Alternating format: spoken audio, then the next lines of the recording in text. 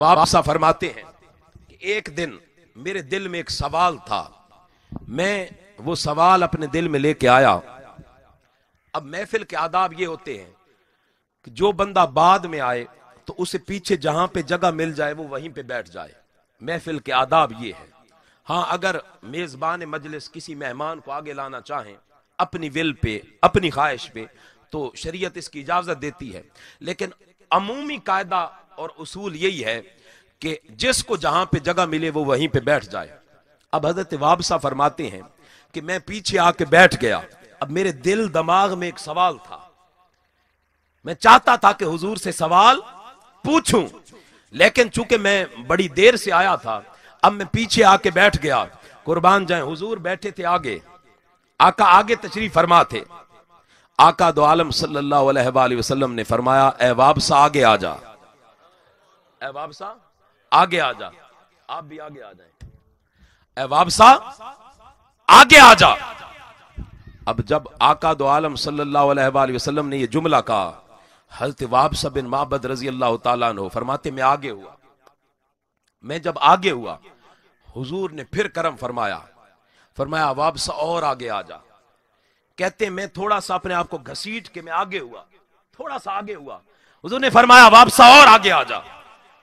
कहते मैं इतना आगे आ गया कि अब मेरे सामने सिद्दीक अकबर जैसी हस्ती बैठी है, फारूक आजम जैसी हस्ती बैठी है, उस्मान गनी बैठे हैं, हैदर करार बैठे हैं। मैं उनके पीछे आके बैठ गया।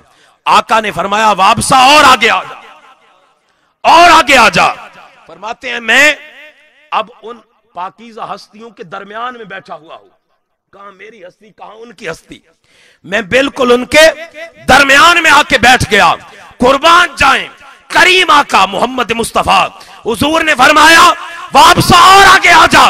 फरमाते हैं हजरत वाबसा मैं इतना आगे हो गया कि अब अली और मुर्तजा भी मुझसे पीछे हैं, फारूक आजम भी मुझसे पीछे हैं, उस्मान गनी भी मुझसे पीछे हैं, सिद्दीक अकबर भी मुझसे पीछे हैं। हुजूर ने फरमाया वाबसा और आगे आ जा।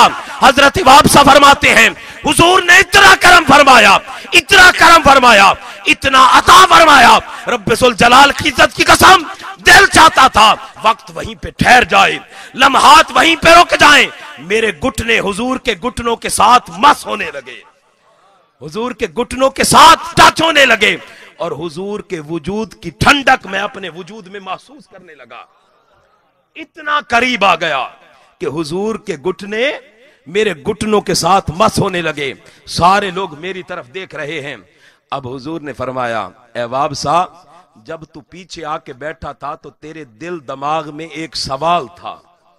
अर्ज की या रसूल अल्लाह, ए गैब की खबरें देने वाले नबी, मैं कुर्बान फिदा का भी वा अम्मी उम्मी या रसूल अल्लाह, आप पे मेरे माँ बाप कुर्बान।